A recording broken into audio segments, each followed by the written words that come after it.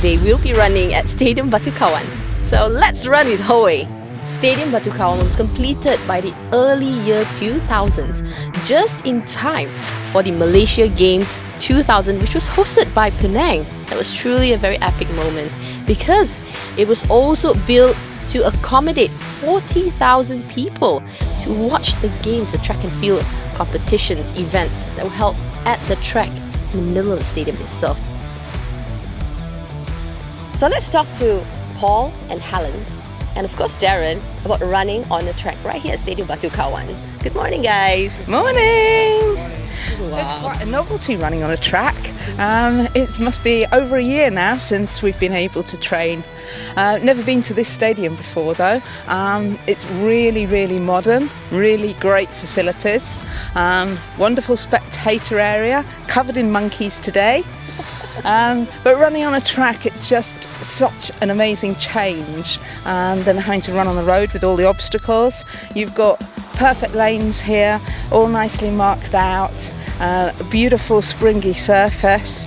It's really quiet in terms of the number of people here.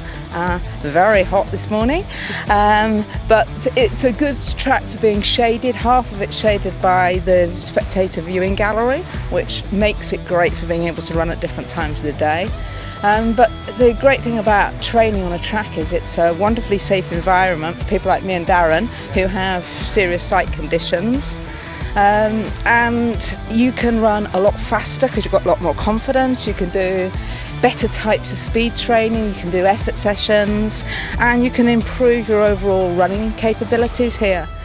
So yeah, it's a real breath of fresh air. What do you think, Darren? Hi, I feel that it's a good place to run.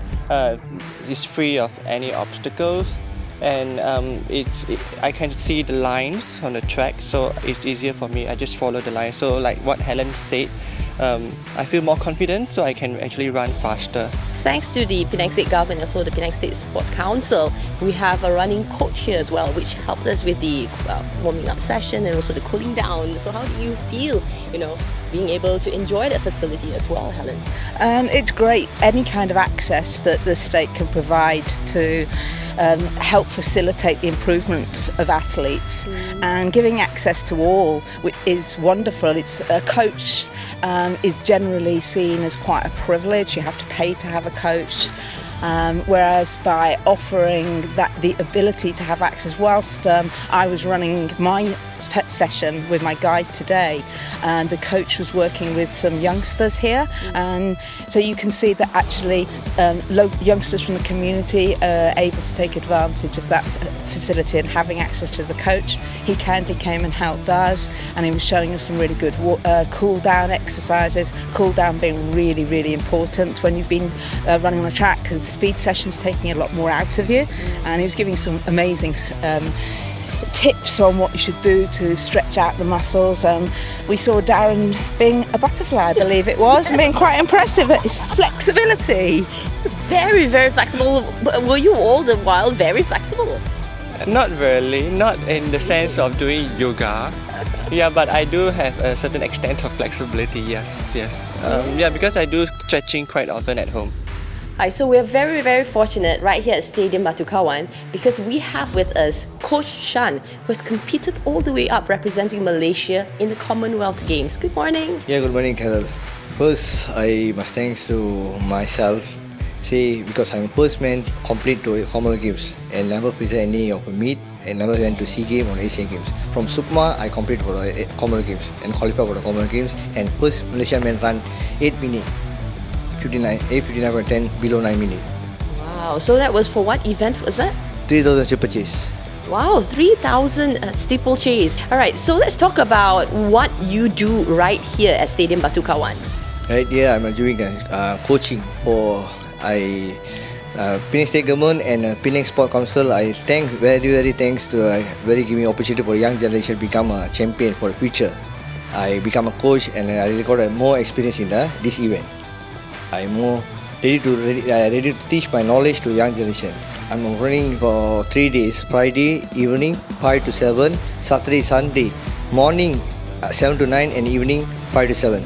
So is it free, or do we have to pay for this coaching program, which is actually under the state government and also Penang State Sports Council, right? Yes. Free. It's a free. Totally free. Do you have any age limit? Hopefully I look for the young generation, like students. So basically, you are looking for young runners. Of course, we welcome everyone for every age group because we have great facility here, and at the same time, we have professional coaching. But I think mainly because we want to also make sure that we have future talent to represent Penang and then eventually represent Malaysia.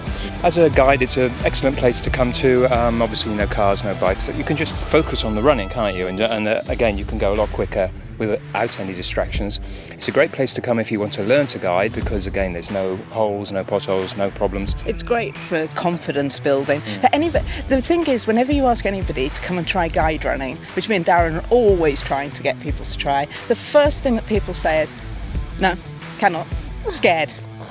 And we understand that. We don't bite, we're not scary, they're not scared of us. No. It's the scared of doing something wrong, it's the scared of the responsibility, I think they're afraid of the responsibility of guiding someone who, like us, who are not able to see well, and probably they are not sure how to actually guide. Until now, probably by now with the awareness, I think they will probably know how to do it. We're planning on doing a couple of sessions for people to come and give it a go and try out guide running, and I think the track might be a really good environment to do that. Just imagine, close your eyes, imagine you're running around a track with somebody next to you, and the person next to you is to your left, so they're and you're running anti-clockwise. So you're running to the left, they're on the left, so they're on the inside.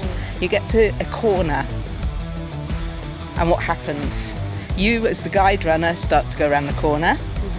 The blind person or visually impaired person you're running with, who's on the left-hand side as you're going around the left, is running in a straight line. Oh, God. And that's exactly what happened with me. And it's like, I need to tell you corner.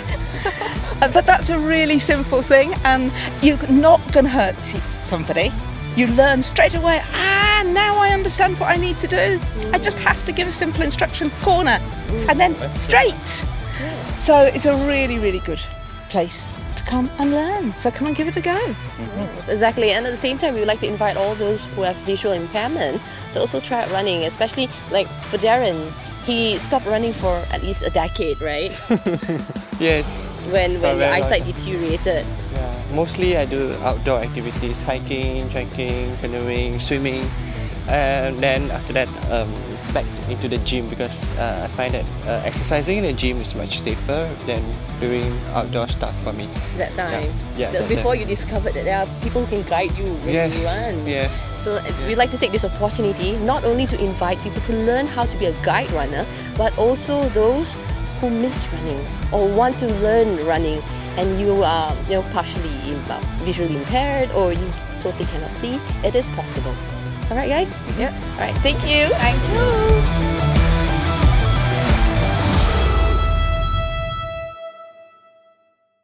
The best events are at Howei.